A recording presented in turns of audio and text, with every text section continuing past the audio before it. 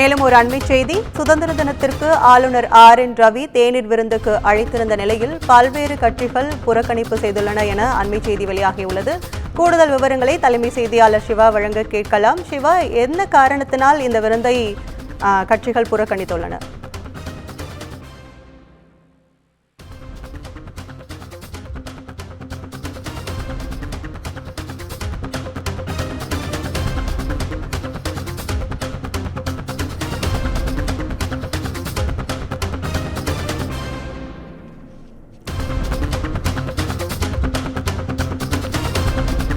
சுதந்திர தினத்தன்று ஆளுநர் RN ரவி தேநீர் விருந்துக்கு அழைத்திருந்த நிலையில் பல்வேறு கட்சிகள் புறக்கணிப்பு செய்துள்ளதாக தற்போது அறிவிப்பு வெளியாகியுள்ளது. ஆளுநரின் தேநீர் விருந்தை காங்கிரஸ், VCK, CPM உள்ளிட்ட கட்சிகள் புறக்கணித்திருப்பதாக தற்போது தகவல் வெளியாகியுள்ளது.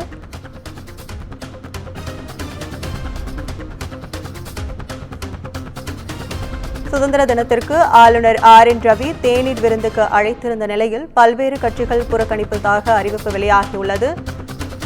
ஆளுநரின் தேநீர் விருந்தை காங்கிரஸ், VCK, CPM, பாமக உள்ளிட்ட கட்சிகள் புறக்கணித்துள்ளதாக தகவல் வெளியாகியுள்ளது. இணைப்பில் தலைமை செய்தியாளர் சிவா இருக்கிறார். சிவா, கூடுதல் விவரங்கள். கற்பகம், தமிழ்நாடு ஆளுநருடைய தேநீர் விருந்தை பல்வேறு அரசியல் கட்சிகள் புறக்கணித்திருக்கின்றன. குறிப்பாக ஒவ்வொரு ஆண்டும் குடியரசு தினம், சுதந்திர தினம் போன்ற நாட்களில் தமிழ்நாடு ஆளுநர் தேநீர் விருந்தை முதலமைச்சர், அமைச்சர்கள், பல்வேறு அரசியல் கட்சி தலைவர்கள், முக்கிய பிரமுகர்கள் போன்றவர்களுக்கு ஆளுநர் மூலமாக தேநீர் விருந்து என்பது வழங்கப்படும்.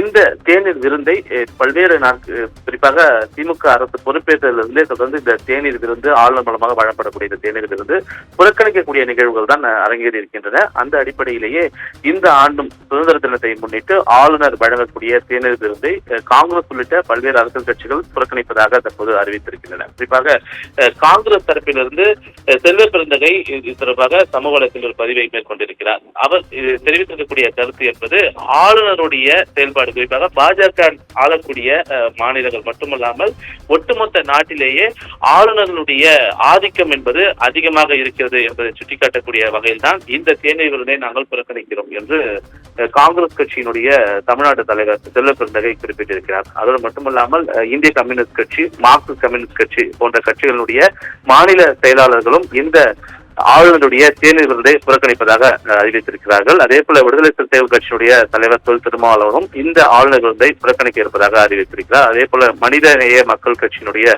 தலைவராக இருக்கக்கூடிய ஜவாஹிருல்லாவும் இந்த ஆளுநர் விருதை புறக்கணிப்பதாக அறிவித்திருக்கிறார்கள். கடந்த முறை திமுகவும் ஆளுநர் விருந்தை புறக்கணிப்பதாக, இந்த தேநீர் விருதை புறக்கணிப்பதாக அறிவித்திருந்தது. ஆனால் புறக்கணித்து கட்சி சார்பாக புறக்கணிப்பதாக அறிவித்திருந்தாலும் கூட ஆட்சியிலிருந்து அமைச்சர்கள், மூத்த அமைச்சர்கள் 3 பேர் நேரடியாக இந்த தேநீர் விருதில் பங்கேற்றார்கள். அதே போல இந்த முறையும் திமுக அதே நிலைப்பாட்டை எடுக்குமா அல்லது ஆளுநர் வழங்கக்கூடிய இந்த தேநீர் விருதில் பங்கேற்குமா என்ற ஒரு கேள்வி என்பது தற்போது எழுந்திருக்கிறது. எனவே தற்போது திமுக தவிர மற்ற அரசியல் கட்சிகள் எல்லாம் அதிமுக இந்த தேநீர் விருதில் கட்டாயம் பங்கேற்கக்கூடிய நிலை இருக்கிறது என்றால் ஏற்கனவே ஆளுநர் குறித்து பல்வேறு புகார்கள் அரசின் மீது தெரிவித்திருக்கக்கூடிய நிலையில் ஆளுநர் விருந்தை ஒவ்வொரு முறையும் அதிமுக பங்கேற்று ஆளுநருக்கு கொடுக்கக்கூடிய அனைத்து மரியாதைகளையும் வழங்கி வருகிறது. அதே போல திமுக என்ன முடிவு எடுக்கப் போகிறது என்பன ஒரு எதிர்பார்ப்பு தற்போது ஏற்பட்டிருக்கிறது. திமுக, அதிமுக தவிர்த்து பல்வேறு கட்சிகளும் இந்த தேநீர் விருந்தை புறக்கணிப்பதாக அறிவித்திருக்கின்றன.